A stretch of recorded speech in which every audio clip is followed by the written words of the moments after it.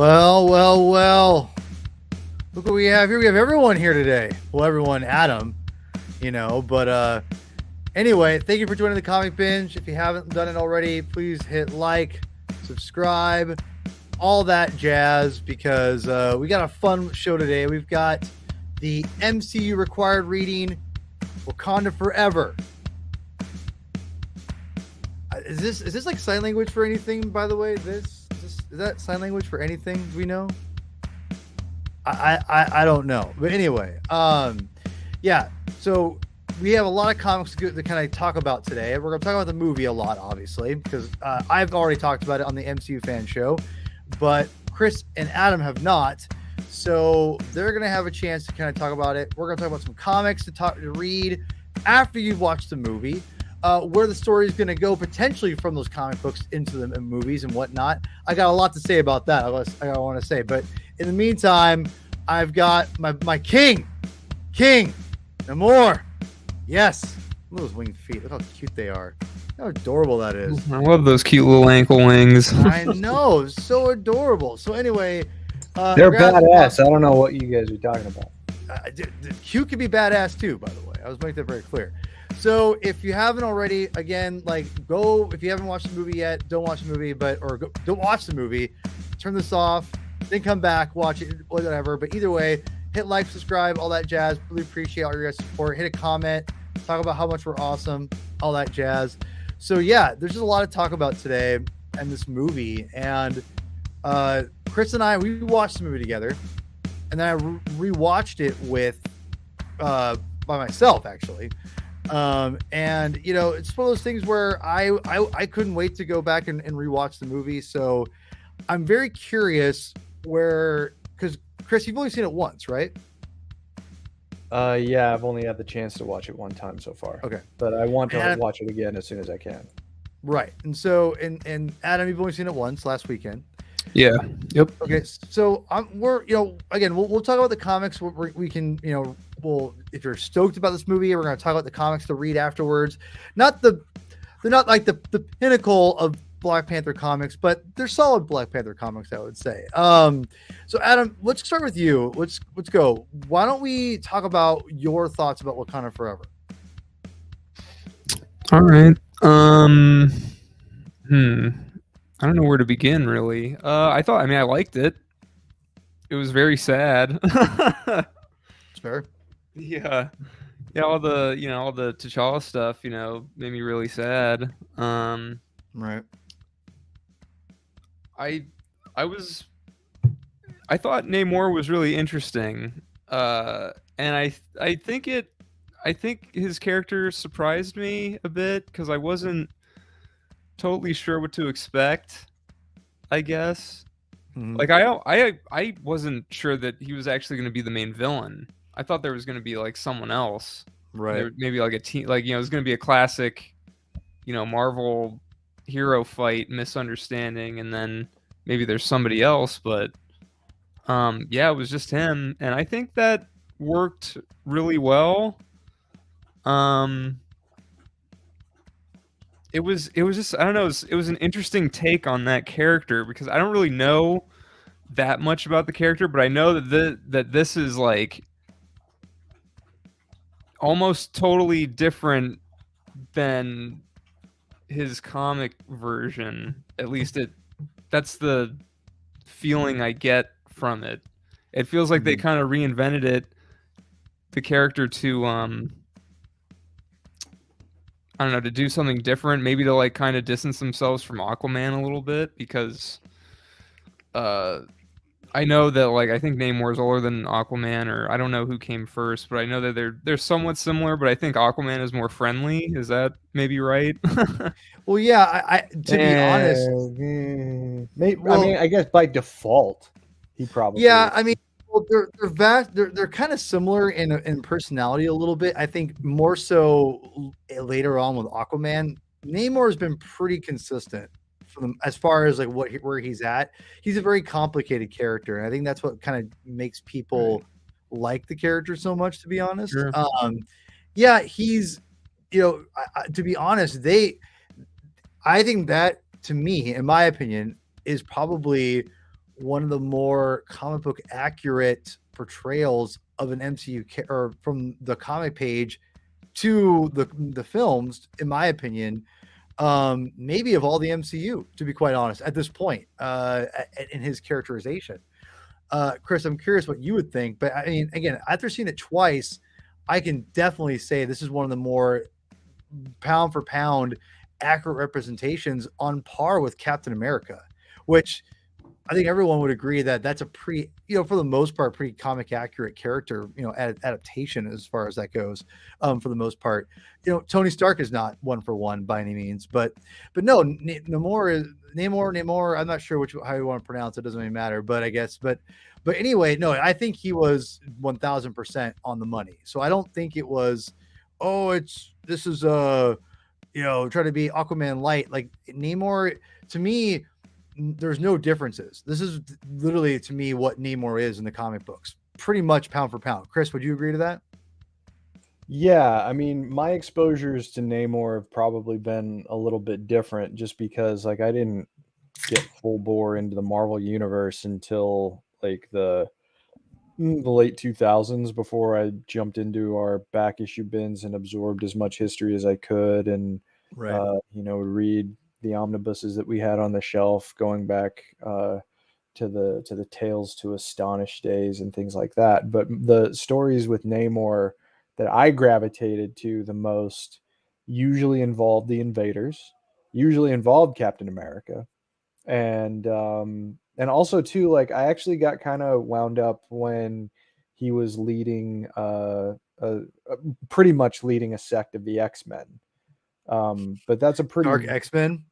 but It was I Dark X-Men, right? it was Dark X-Men. The actual Dark X-Men series was kind of hit or miss, but the parts of it that took over Uncanny, I enjoyed. I don't know. I liked because there was an absence of leadership in the X-Men, especially during the Dark Reign era, and he just kind of forcefully made himself known, which I appreciated. But Namor as an invader is the one that I've probably gravitated toward the most. And then, of course, like his presence in the big crossover events, which are kind of few and far between, all things considered. But like when he shows up in Civil War, like you feel it, right? Like it's a BFD when he shows up in Civil War. Because it seems like he's going to tip the scales in whomever's favor that he might be fighting for. Obviously, his interactions with the Fantastic Four are a big shaper of my perspectives on him. When it comes to the movie, yeah, I mean, conceptually speaking, in terms of his demeanor, in terms of what he's concerned about, and overridingly obsessed with the affairs of his people and making sure that their life is not disturbed by all of the terrible influences of the surface world. Yeah, that stuff feels very truthful to the guy that I know, who's someone who's extraordinarily insular and who is a little cruel in the way that he sees people other than his own.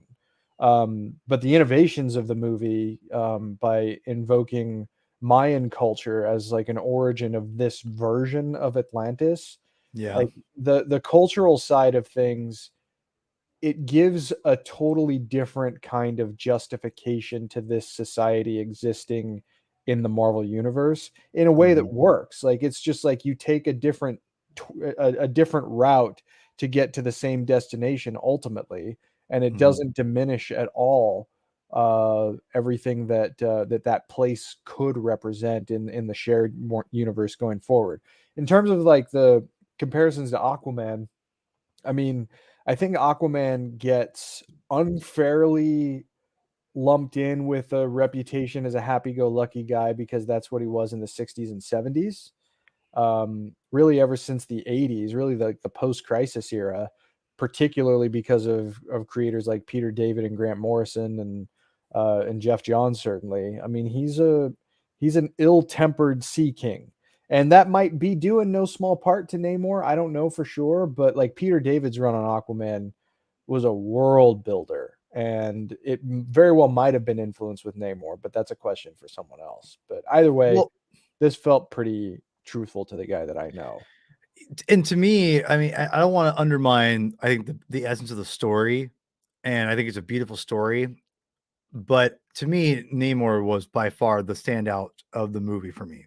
I thought Shuri did a phenomenal job too. I think everyone did a great job. Don't get me wrong. I would say Shuri, aka Black Panther, was not too far off.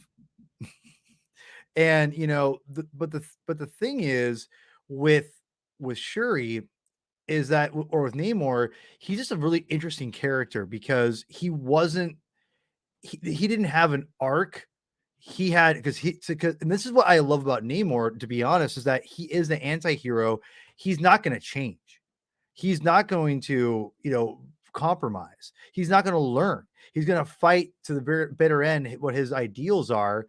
And will sacrifice himself for his people, as we saw at the end of the movie, which I thought was great. To me, he's such a fascinating character. And I think the Mayan culture, all that was so done brilliantly. You can't, you couldn't do it any better. But yeah,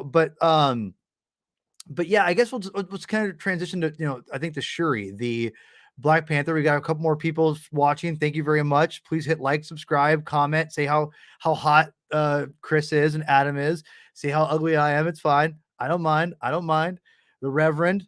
Where's your nickname, brother? Where's your nickname? Oh, well, I got logged out, so I was hastily entering things in. Yeah. So anyway, yeah. So let's talk about Shuri, because we could go. I mean, this whole movie we could talk a lot about, obviously. Chris, what was your take on Princess Shuri, aka the new Black Panther? I mean, it was pretty positive overall. I understand, and I said this before in other places, and I've certainly told you this, but I understand the inclination that some people might have toward the desire to recast T'Challa. In this instance, though, I don't think that would have been the right call for several different reasons. One of which being, I think that it severely underestimates the cultural importance that the first Black Panther film represented, which was embodied by Chadwick Boseman, right? I mean, he was the face of that movie in several different ways, and he was also in some ways its representative, like it was a really kind of important touchstone in terms of the ongoing development of the Marvel Cinematic Universe. I think people are going to look back on the release of Black Panther and see that as like a pretty big moment. And second of all, too, the story of this movie had something important to say. And not to take away from other MCU films, like other MCU films are always a good time. The ones that I tend to gravitate toward the most personally are the ones that have a broader story to tell about the human condition. So because it was so heavily impacted by the loss of Chadwick Boseman, there was a story to tell here about loss and grief and rage and how those things often go together, and how the combination of those feelings can be extremely destructive. And we see two very different paths that are basically taken because of the combination of those emotions. Obviously, we know what it led Namor to. It led him to his own semblance of greatness, but it also led him to become extraordinarily isolated. And Shuri has a chance to act on those negative impulses, but is given an opportunity to maybe take a different path, as inspired by the cinematic conception of her brother. So, I think that this movie is certainly on par with the first one in terms of what it was trying to accomplish on a narrative. And Shuri is right at the forefront of that. I don't think you could tell the story that this movie told with any character but her. Before seeing it, I wasn't sure. After seeing it, I'm totally convinced that it was absolutely the right way to go, and the movie was all the better for it.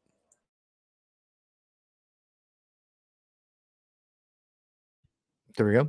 That's really well said. I totally agree with that. I think this movie was a masterpiece. I recently did my rankings of the MCU, and I think I might, maybe when Twitter kind of settles down and people stop jumping off to all these different social media platforms that keep popping up, like, oh, join the dive, join the Power Ranger sites, Mastodon, I mean, like, I don't know, like, whatever. Power Ranger site? I'm just being bold.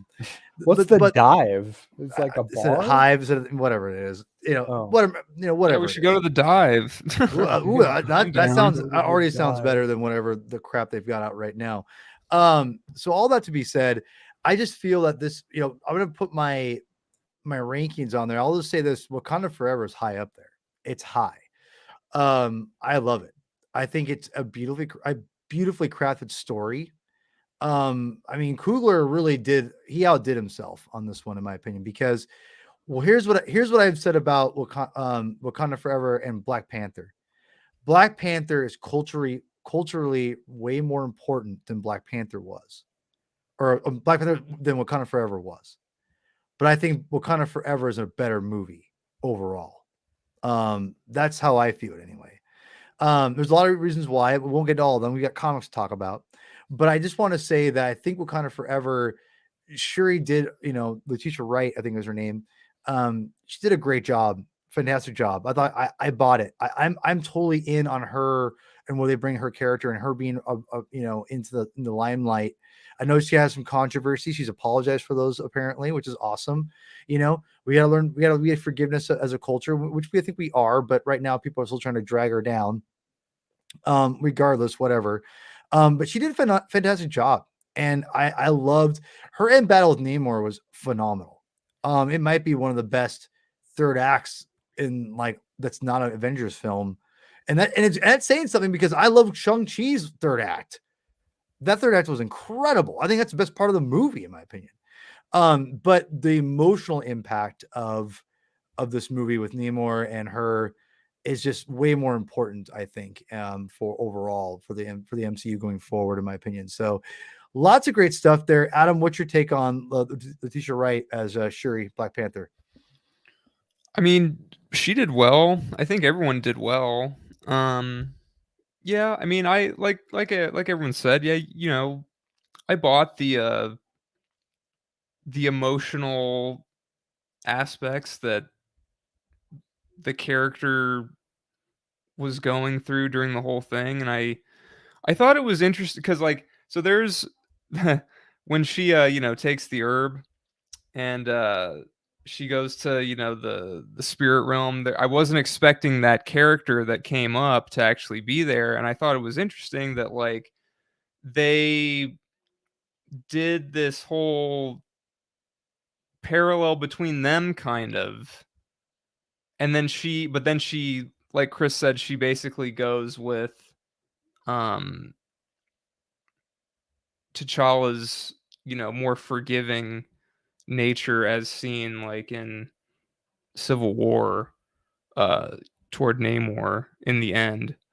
Instead of, like, getting vengeance, they do the whole ultimatum thing, and they come to an agreement, and there you go, which is kind of like, in some ways, it is like the comics we read for this show.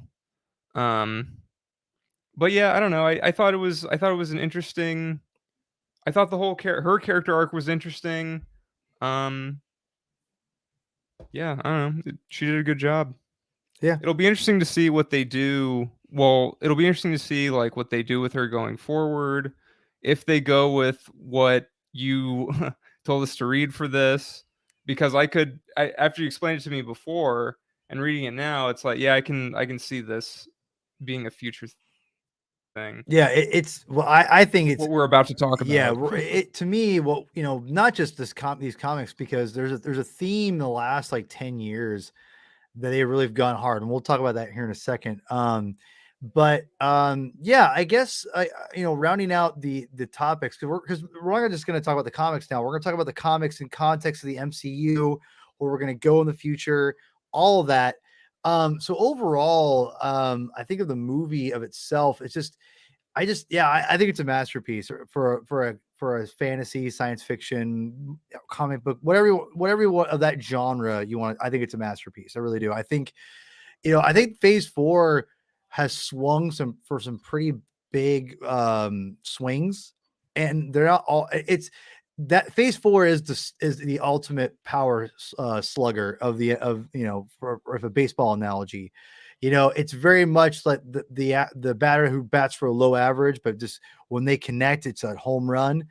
And I feel like the Phase 4 is kind of like that. It's not always it's the average isn't always going to be it's not going to be as good as it could have been before, but when it hits, it hits. And for me anyway, Sure. Yeah.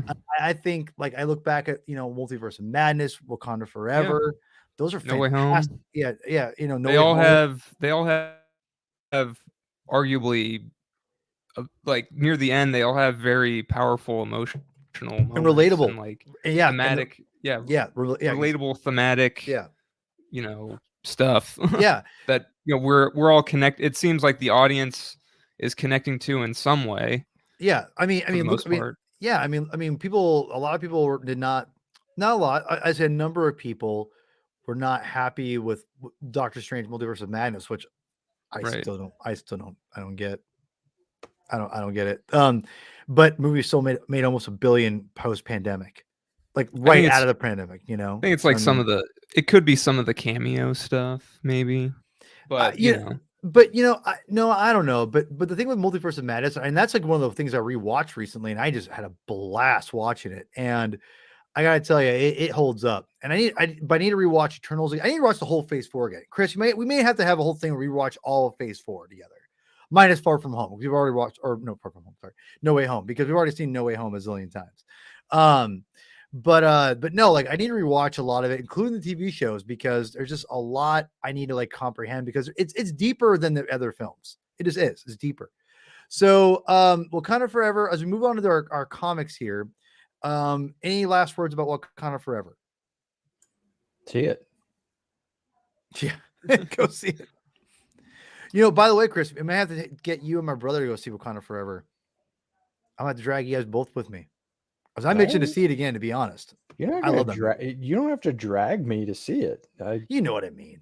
Yeah. So for those who are wondering, for the MCU required readings, this is what it is. We talk about comics that are relatable to the movie we're talking about, or just watched, or TV show, or whatever for the MCU. And as a giant Marvel zombie that I am, I try to pride myself of either finding comics for people to read while they're excited about after they watch Wakanda Forever, or want to know where to go. Now, Black Panther is interesting because his profile, or their profile, I should say, because Shuri's part of the Black Panther tribe as well. Their profile has kind of gone up in the last 10 years. So, but before that, it's been kind of hit and miss. There's not a lot of, I think, pinnacle Black Panther stuff. And there's stuff I haven't read all. I mean, Black Panther is definitely a spot where I have not read a ton of. I read a number of things, not a ton of. We talked about Christopher Priest's run. I need to read that eventually, and that's legendary, But I've read a good chunk of Roger Hudlin's, and the guy who runs BET, and I've done, let's see here. Some of Coates's run. Not a huge fan of Coates's Black Panther run. I might need to read the whole thing at some point. I liked his Captain America when I read it, but I was not a fan of his Black Panther. Now, that all being said, I'll get some more recommendations, but I wanted to find a story that's a good kind of branch off into this, from Wakanda Forever into the next Black Panther film, or what the MCU is going forward. And that's where I think the movie heavily hints at the very end where they're going. And so if you're wondering where we read, there was two things, main kind of separate stories we read. We read New Avengers 6 and 7, or no, 7 and 8, excuse me, 7 and 8. And we read Black Panther 2009 volume, issues 7 through 12. And we'll talk about the Black Panther 7 through 12 first, because I feel it kind of goes first, I think, initially. So this story is a prelude to another story called Do More. And I'm going to tell you right now, I never read Do More, but reading this and skimming through Do More, I will never read Do More. Holy crap. And I'll tell you guys what, you guys know why in a minute. But this is issue 7 through 12. This is right after Roger Hunlin, or Reggie Hunlin, something like Reginald, that. Reginald. Sorry. Reggie Hunlin jumped off the book, who had a pretty long run on with the character, and set up Shuri as the new Black Panther. And this series basically talks about where she kind of is after being, the princess. she's kind of more of a celebrity slash kind of a public figure now. Her kind of dealing with that and her being manipulated behind the scenes, with basically trying to turn her against her own country, or her own country against her, other countries against her, and whatnot, and being manipulated. And it's interesting because this is where I think I was just kind of skimming through things, kind of whatever, and I found this story, and I'm like, it encompasses a lot of different aspects.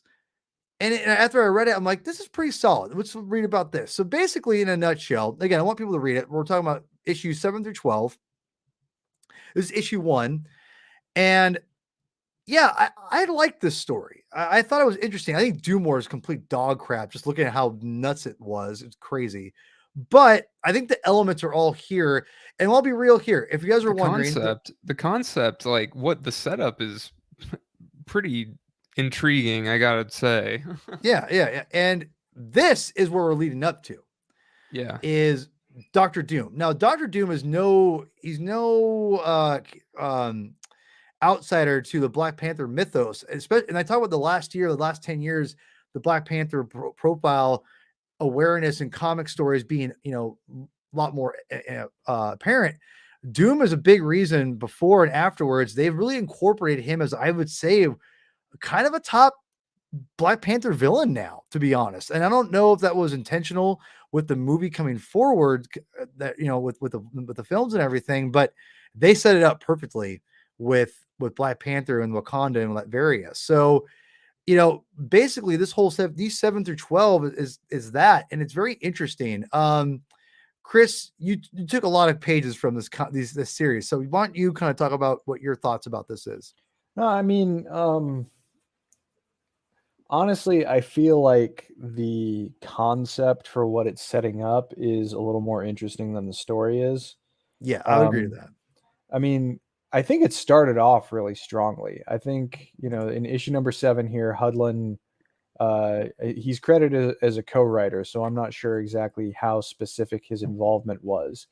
But, I think this is the last credited issue, I think. But Will Conrad as an artist, that's someone that I think I really like. I think dude, I liked him too. And then when he jumped off, it was very apparent in issue I think 10 or 11. Yeah, he jumps out to Ken Lashley, who I think is not quite as this solid. It wasn't terrible. Yeah, he bats at a pretty high level, but I think Conrad really kind of, especially like on this page, you look at Shuri jumping at this guy, it kind of reminds me of Mike Deodato. Yep. Mm-hmm. And that's a good thing, especially considering the other issues that we're talking about here. So it's in good company. But no, I mean, like the idea of Doom orchestrating, like a destabilization of some of the other nation states, some of the other big powers in the Marvel universe, like that's a cool idea, but I don't know, it seems like it kind of runs out of gas because this story seems very divided. It seems like it is really intent to focus on getting T'Challa back into a position where he could reassume the mantle. And honestly, I haven't read the series beyond this, so I don't know exactly how things play out. But I was kind of more interested, I guess, in the things that didn't necessarily have to do with T'Challa in this story. Like, yeah, I agree. Yeah, 1000%. Yeah, I mean, T'Challa's stuff as it related to invoking Doom was cool. Like that stuff made sense, especially considering where things are apparently going.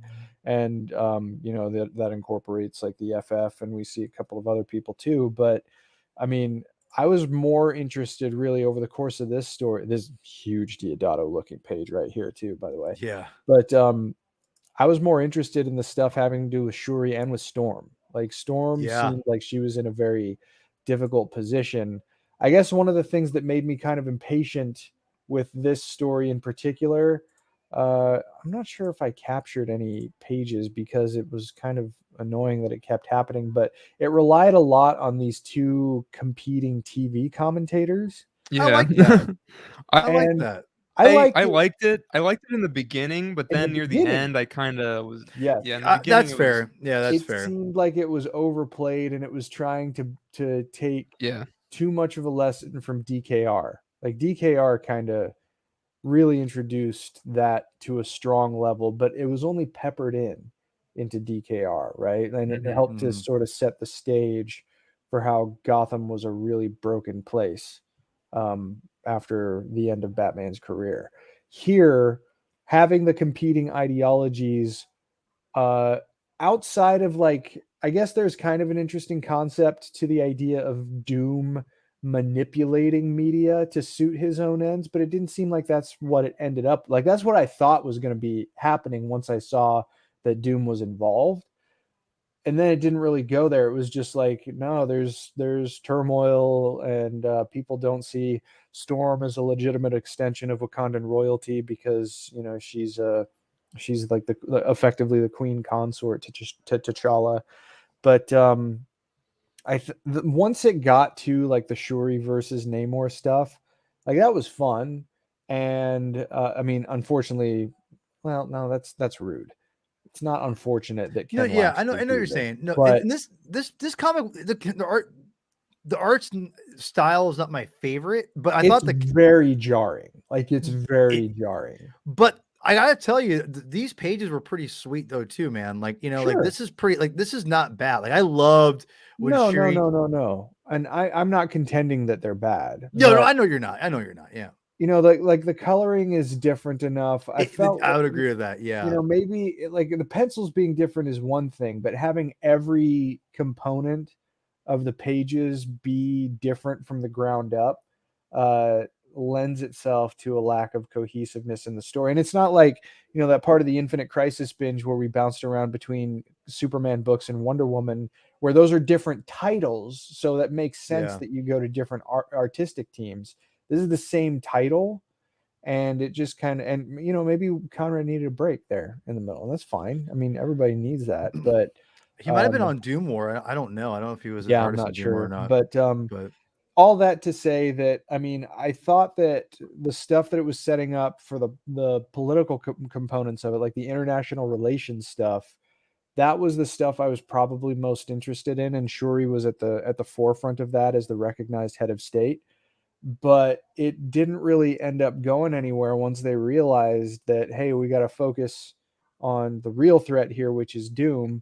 And it ended up just being a setup to go buy another miniseries that, if I remember correctly, when I was selling it, was not particularly well regarded.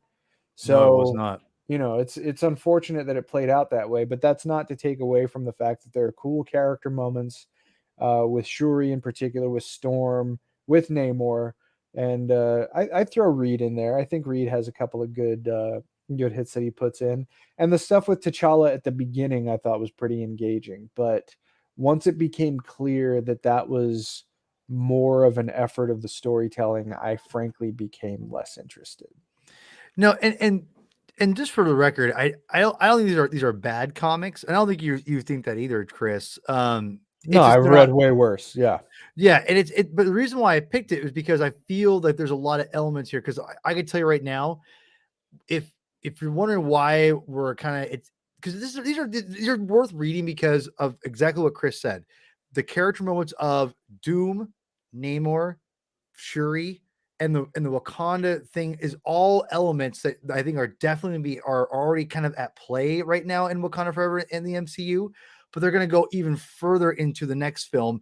And to be quite honest, in my opinion, it's going to go beyond the next film, but I think the next phase. I think that after the multiverse saga, I've told you both this, but I've talked about how it's going to be Game of Thrones for after the multiverse saga. And I feel like after you see Wakanda Forever, and I'm curious, I'm gonna hit you up here in a second, Adam, because this series and what I've told you, and after seeing Wakanda Forever, I'm curious what you think about that now. Well, we've seen the threats come from without in these phases leading up to Secret War. So what happens when they come from within? Yeah, and I think where's the emotional journey at there? Because, and that's the thing, what reason why I was looking for a good Namor versus Black Panther kind of storyline, which and that's why I'm like, oh, Doom War is perfect. And when I was flipping through Doom War, I'm like, this is garbage. It was just if you think the last two issues are the worst of the comics you're going to read, and I say worst like this, they're not bad. The last issue is probably, where everyone's fighting each other. All these random people show up. Like, what are these people doing here? And I just The deep- realized, like, it's funny because I think like Carolyn Trainer of all people shows up at the end of issue Yes, 11. right. And then I don't think she's even in 12. I just realized that. I read 12 today and I'm like, wait, I just realized sitting here, I'm like, I don't think she was in the fight. But Okay. but here's what happens. The Fantastic Four are in Do More, and then they leave. And then like Deadpool shows up. I'm not joking. It shows up like it's just like and the X-Men show, I'm like, I'm out. This is not what I'm reading. And I'm gonna tell you right now, Do More is not, it's just not look fun to read. This is a good way if you want to get into like know how the characters work in the comic books and where they're going with it for the MCU. In my opinion, Black Panther issue 7 through 12. Again, hit the like button, hit subscribe, please comment. Love you. Mwah.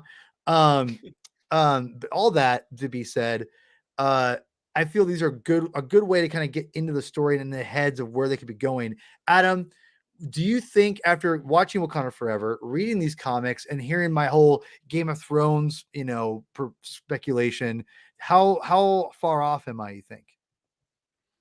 I mean, I could see them doing it, but they have to nail Doom. They have to really like Well, that's duh. I think, well, yeah, like I mean, no, duh. Like they have to like everything's riding on like who they're gonna get as Doom right now. It seems, like Yeah. but no, like after reading this, I think I mean, I like the story. Yeah, because it like yeah, I agree with Chris. Like the political commentator guys were interesting, like for the first maybe half, but it felt like it was kind of interrupting the meat here. Like I appreciated I appreciate this whole thing of like Wakanda's now in turmoil and you know which is all basically masterminded by Doom, I guess, because he's the master planner of all of them. But it was interesting. I like that it was like this kind of political thriller thing with sort of like some espionage-ish stuff. This mystery, what's going on. I thought it was interesting that T'Challa is basically depowered and he's trying to regain his powers at any cost, even if it essentially kills him because of the threat that's coming. Apparently, the story that this is a prelude to isn't great, according to Paul. But I do feel like the setup here is It's solid. fascinating. Yeah, it's Yeah. fascinating. Like it makes me think that that's what what you're talking about with like what they're gonna do in the MCU with a Game of Thrones type thing with like Doom and Namor and Wakanda and all this stuff. I could definitely see that playing out in the future with this as sort of the guide because this is it's interesting. Um, yeah. Chris? Yeah, I mean, the international relations component.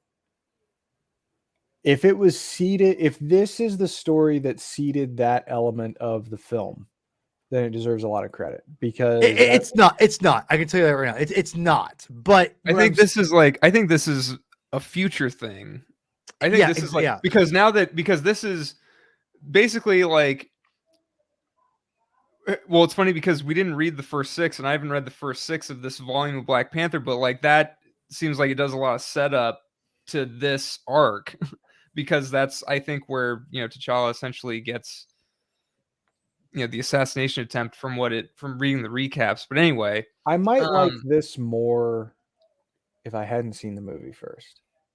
Because the way that it was explored in the movie, because Paul, I remember you leaning over to me and you're like, "Wait, why is Namor pissed? What's going on?" And I was like, "What?" I missed it because my ADD. No, but that's the subtleties of international relations, right? Is that sure? Yeah, you can decide to do something on the international stage and in the international community, but every single step that you take has to be measured to such a way that you can expect a rational response from other members of the international community. Like that's why in modern times, the United States, and certainly in the past, the United States has an ongoing conflict with Russia. It's never escalated into a hot war, but we've certainly had cold wars with them, and it's because the leadership there operates in a fundamentally different way.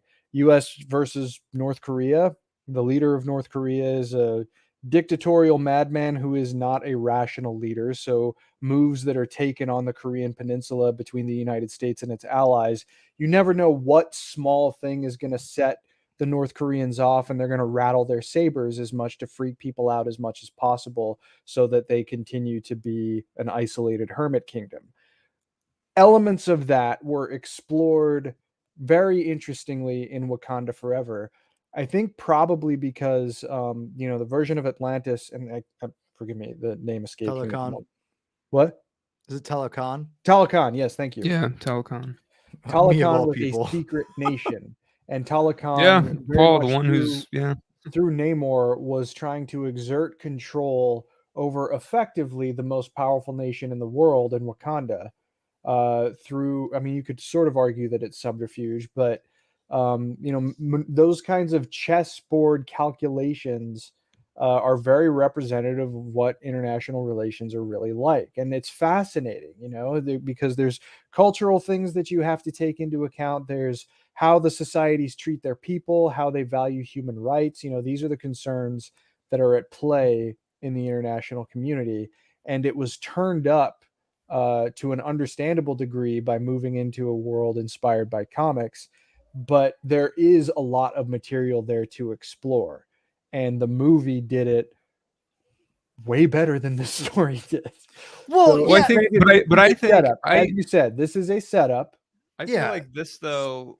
I feel like Wakanda Forever is a setup to what basically the political What could commentators in happen this in the arc future? No, in the future. Yeah, that's I yeah. understand that, but it was a better setup, frankly.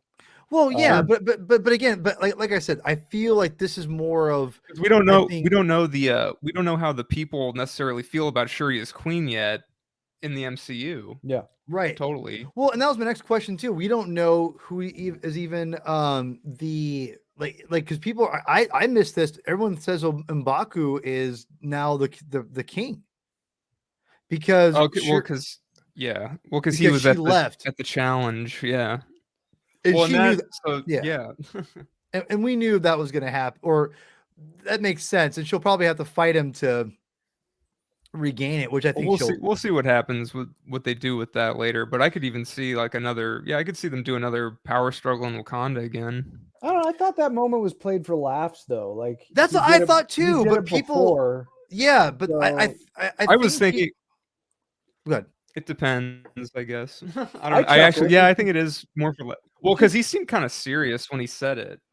Yeah, but I mean, he also I'm with Chris. It felt more like he was keeping the seat warm more than anything. he had some I mean, I don't really. incredulity about him when he said that, because everybody who was assembled there knows that that's exactly what he said to T'Challa, and he got his ass handed to him, right? Yeah. Yeah. So I just kind of thought it, and especially because M'Baku seemed so warm to her. Like he seemed like Yeah, agreed. Yeah. he didn't seem like he was coming at her as a usurper. He seemed like he was coming at her as a trusted ally. He clearly revered T'Challa after the events of the first movie, and certainly after the events of like Infinity War and Endgame, right? But in this movie, he was very much like an advisor and gave her some sage advice too. M'Baku was one of my favorite parts of the whole movie. I loved seeing him again. I thought that He was great. Yeah, he the little screen time he got.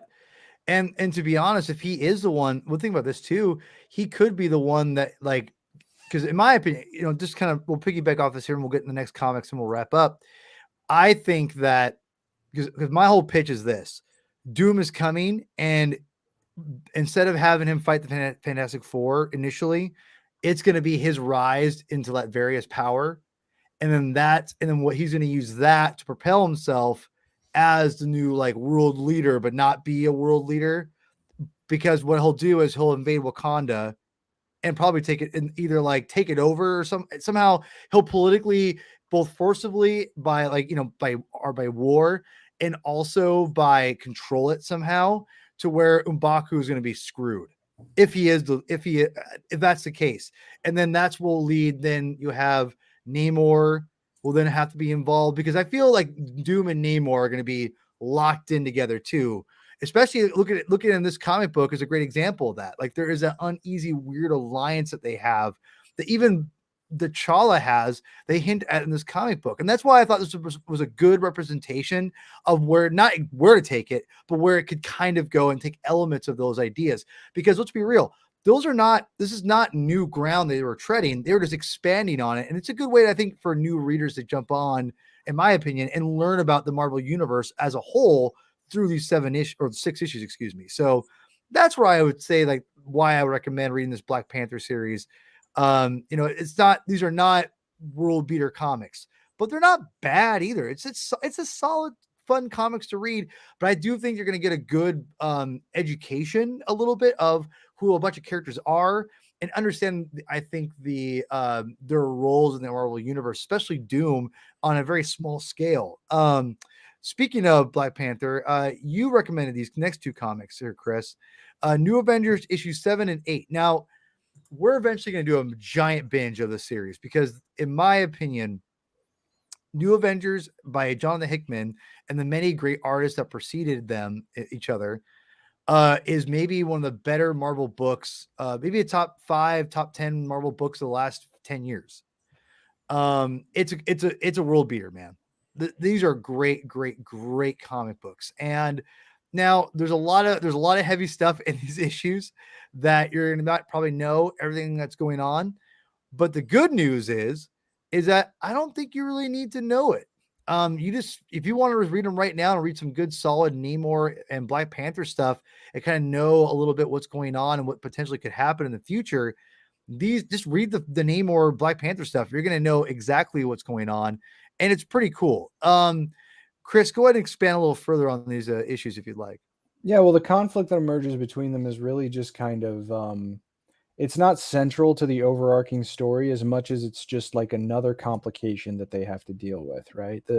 At the beginning of the series, and I don't want to say too much, but at the beginning of the series, the New Avengers are basically the Illuminati, and they come upon some information that is universe shattering, to say the least. So they are united in an effort to try and introduce as much stability as possible surreptitiously. And but a conflict arises between T'Challa and Namor. There's no trust between them. There's really no love lost between them. But there is sort of an effort in the first issue there to avert a conflict, and it doesn't work. So this is like an A-team treatment of this conflict. That's one of the reasons that I love it as much as I do. I mean, I love this series as a whole. I'm still advocating that whenever we do eventually do a Hickman binge, that we also include Avengers leading up to Secret Wars. But Paul is very resistant to that idea. But wait, what do you mean resistant? Well, I want to read New Avengers before Secret Wars. Not New Avengers and Avengers. Oh hell no! I need an Avengers. Yeah, see what I tell you. Well, because Avengers is like it's just a big smorgasbord of characters that Hickman's like, I'm gonna do something really interesting. It's like, no, this is not. I don't think you've read it in like 10 years. I read the first 5 issues and I'm like, I'm out. Yeah, well, there you go. Yeah, so it's bad. No, you don't even know. So maybe we'll do it. I might consider doing it, but the thing is, I just think New Avengers is superior and a superior comic overall. New Avengers came out less frequently than Avengers did. Yeah. And New Avengers has a more focused cast. So it's arguably the biggest driver of events all the way through to Secret War in terms of the Avengers side of the Marvel Universe at that time, and like the Marvel Now era that led up to Secret Wars, but and Infinity and all that stuff. But this is just like a really solid A-team, not so much detour, but just like a great treatment, and from someone who understands what makes both of these guys tick and what makes their societies tick, and why there is a conflict that leads them to blows. And Mike Deodato's artwork, I mean, we've already said his name even before we talked about books that he drew, and it's for good reason. I mean, he is, I don't know. I think the first time I ever read something on an ongoing degree with him was when he was on JMS's ASM run. Oh yeah. And you wouldn't necessarily think that he would be a good fit for Spider-Man, but I think he was. I mean, I don't think he's a bad fit for anything, frankly. And then, I mean, I think he really took off with Dark Avengers, and Oh yeah. that was a really strong And series for him. Thunderbolts. I thought Yeah, Thunderbolts was what to me I thought really made me go, this guy. yeah. I mean, I just T-Bolts led into Dark Avengers. I mean, well, Dark yeah, Avengers was effectively T-Bolts, just in a yeah. different No, guy. no, but like yeah, because it was just a little. But that was to me Thunderbolts. His initial run with Ellis, I thought was genius, and we've covered it on the binge here, and it's really good. I think these two issues, 7 and 8 of New Avengers, they essentially, I think, sum up why they put Namor in the Wakanda Forever, in my opinion. Like, this is why you do it. And what, because I think, in my opinion, this was always the end game as what the second film was going to be. It was always going to be Namor. I think that it was, for the most part, I think it was always going to be him. And I think that if you watch this movie, it works with and without Shuri or, I think, Chadwick Boseman or T'Challa. So, what reading these two issues, Adam, what was your take on after reading them? That Shuri's characterization in the movie wasn't that far off. Mm-hmm. Because, Namor is like, well, from the limited context, yeah, with that right there, it's like Namor is like, well, I'm coming to you, T'Challa, to do a peaceful deal. And he's like, well, I'm not king, but I'll tell my sister. Well, I won't tell my sister this, but I will. If you float the idea by her, then I will support it, even though I do want to kill you. And she's Yeah. like, nope, we're going to war. So it's like, all right. uh, seems it seems true to the movie. It seems I could see it. I could see them using this as the bedrock for future stuff, like the Yeah. conflict with Atlantis / Talcon isn't necessarily over. Not by a So long shot. yeah, And that's one thing I wanted to talk to you about too, because after I pitched that to you, I'm like, the movie really ends with, and this is why I love the movie. Another reason why I love the movie so much is Namor is like, I can never, you bow to this person. It's like, no, no, no, no, no, no.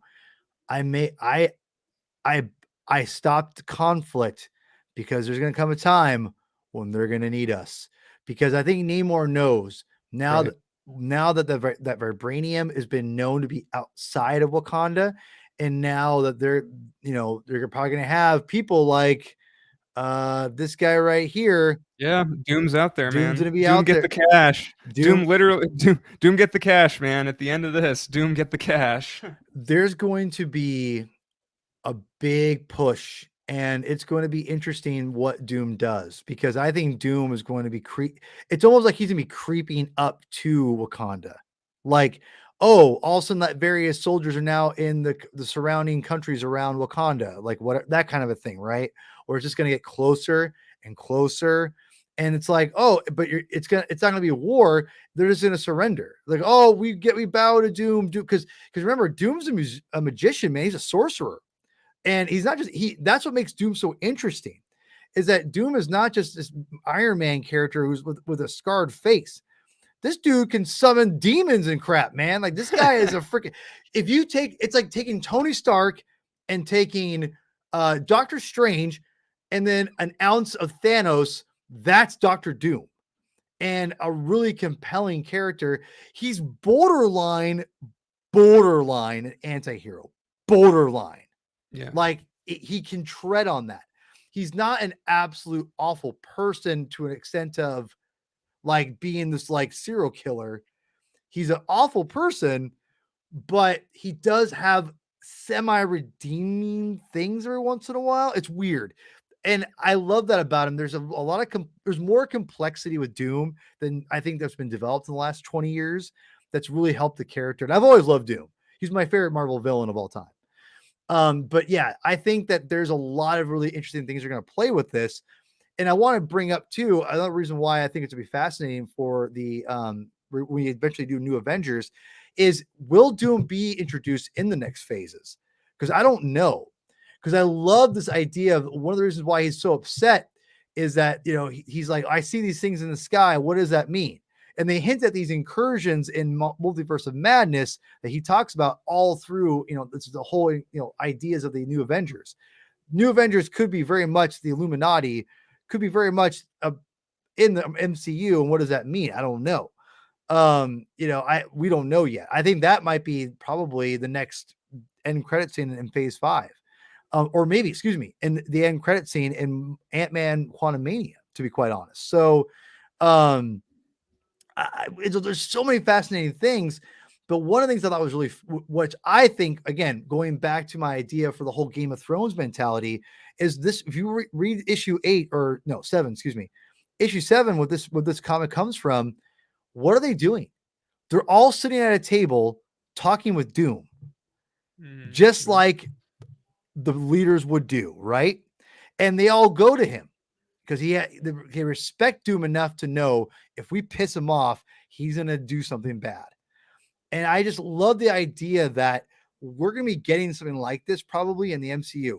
So imagine Namor, Shuri, Doctor Doom, probably a world leader like maybe Harrison Ford's Red Hulk. Maybe we're going to get probably, hopefully not. Hope it's not going to be that, but maybe a world leader maybe Val, maybe is representing them all at a table talking about what they're going to do for vibranium. And they're going to say, Doom, you're too new. Because that's the thing about this, I think it's going to be very fascinating, is Latveria is going to be like a third world country. And what's going to happen is I bet Doom shows up, makes it like an up and coming country, like a Wakanda Part 2. And it's going to be like this arms race. And that's what's going to be phase 5 phase 7, where it's going to be that whole, like you said, Chris, the internal struggle of, you know, power.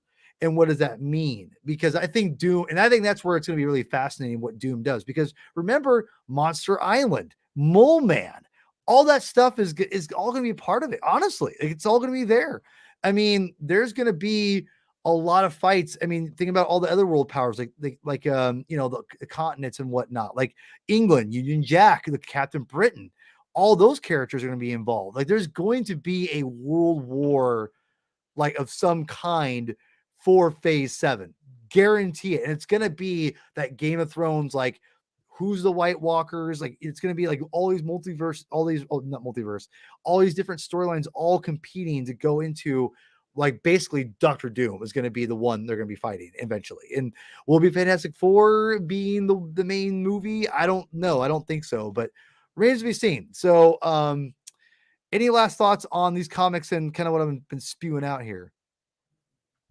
No, I mean, look, it runs. They all run the gamut. I think, you know, different levels of effectiveness. Obviously, I have way more affection, frankly, for the New Avengers issues. But I mean, that's not to say that the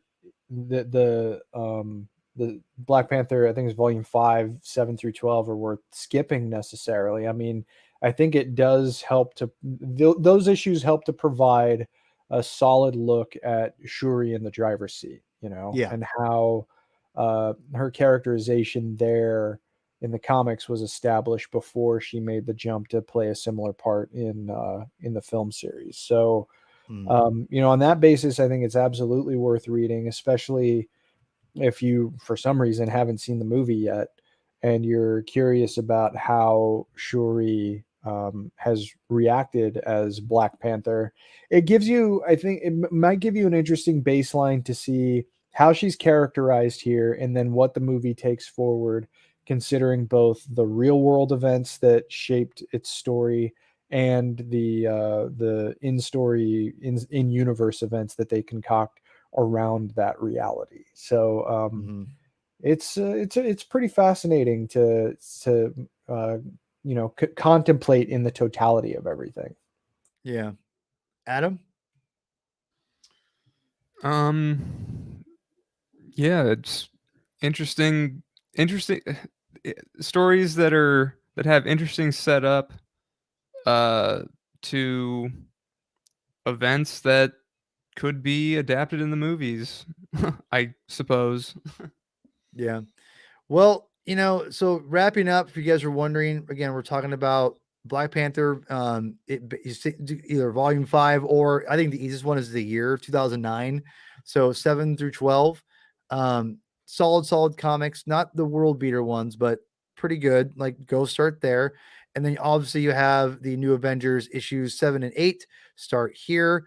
Super good. And last thing I'm going to add here before we wrap up, there's two things. The first one is my favorite part. Maybe this is my Marvel zombie in me. My favorite part of Wakanda Forever, obviously, when he says this. I wanted to say, actually, I saw someone somewhere say, I can't see this dude saying that. And then and then and then it happened, and I was like, "Oh, they did it." And it's freaking perfect. It was good. It was Yeah. perfect. No, it was perfect because it's brilliant because it wasn't him saying it literally. It was him in his native language saying it. Well, and So it was like, it was also like when he said it, I think was the context of him saying it worked really well because it subverts your expectations, because it shows that he is not going down exactly. even when the odds are against him. And he says it because, for those who are wondering, it's because I did a little research myself here. This was first actually introduced in Tales to Us, or Tales to, I think it's Tales to Astonish. But either way, it was actually a little like caption in this comic book. And one of like the strange tales, I forgot which one it was exactly. I think it was Tales to Astonish or whatever. But then he says it like about a year later, they actually have him say it, which means Latin king. Yeah. And what's fascinating is that when he says it, it's like a battle cry a lot of times. But like what you said, Adam, was that he says it when he's like this, and he says it in Imperious Rex, like, I'm a king. I ain't going down. It's like, oh man, oh, so good, so good. Like, oh god, Chris will tell you, I lost it when I saw it. I lost it. I was like, oh dude, that's I perfect. can confirm, yes. I was the only one going, oh, and I gotta tell you, like you said, it was just it was so perfectly placed because I wasn't expecting it, not at all. Yeah. Because Thor never says the nay. Right. He never says, I say the nay, which he would only say that this version. Like, it's so frustrating. But anyway, no, it's really good. And the last thing I'm going to say before we wrap up is, if you're looking for legit Black Panther comics to dive into in general, I just started reading the latest version, like latest series. It's fresh in Marvel Unlimited. It's like only the first 8 issues are there. I think only 12. It's only been going on a year. John Ridley, guy who wrote 10 Years a Slave, Academy Award winner, wrote many comic books. Fantastic writer, because he's writing the new Black Panther series. Holy crap. This has been a freaking blast. I have been loving these comic books. If you're looking for more Black Panther comics, go read these right now. I am loving them. They are great. They're great to me. They're a little heavy at times, I think, if you're not really knowing what's going on, but they're not heavy enough where I don't think you're going to pick up what John's putting down. And it's super good. I recommend checking out these comic books. The art has been super good. And I have been really impressed with the storytelling, the dialogue, the characterizations, the new characters they're introducing. It's been fantastic. I think Coates didn't really get writing comics. It took him a little bit of time to get his feet kind of underneath him. You could tell. John really, you could tell, knows what he's doing all the way around, because he's written comics for a while. Go read these comics, people.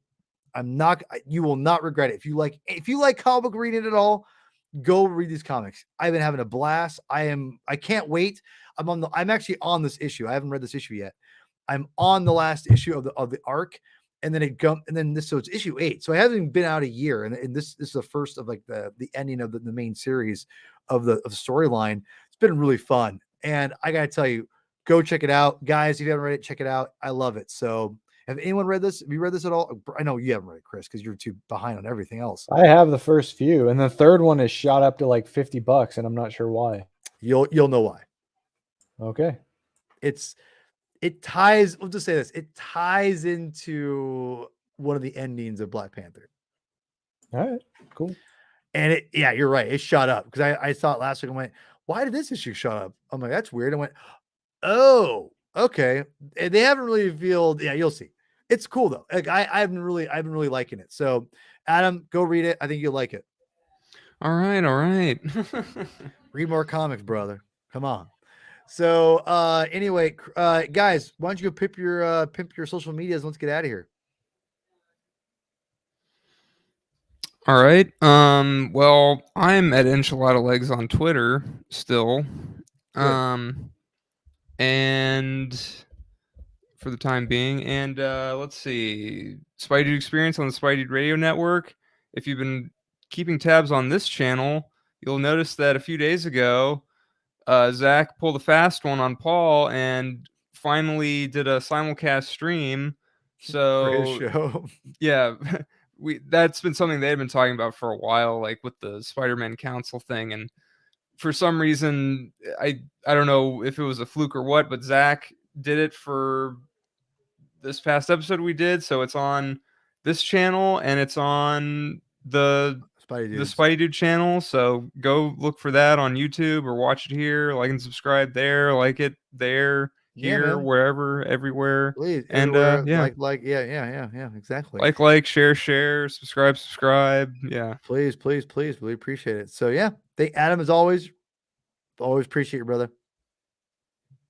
Thank you. All right. Chris, man. I'm nowhere. I'm here.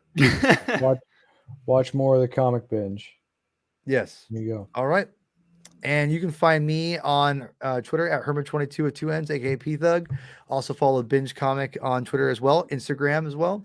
Please like, subscribe, comment. Really appreciate it. And yeah, next week we have, as far as I know, we're gonna break this mother down of From Hell with my wife and her podcasting partner Carrie from the our Dark Hour. Podcast, which they haven't done a show in a while, but they actually broke From Hell down themselves, but I wanted to bring them on, and I better get back to reading it because it's been a minute, and so I've got a long way to go still. I got a good chunk on it. It's a mother's dense. So anyway, check us out next week, and yeah, appreciate it. Chris, why don't you take us out, my friend? Read more comics. Sounds good.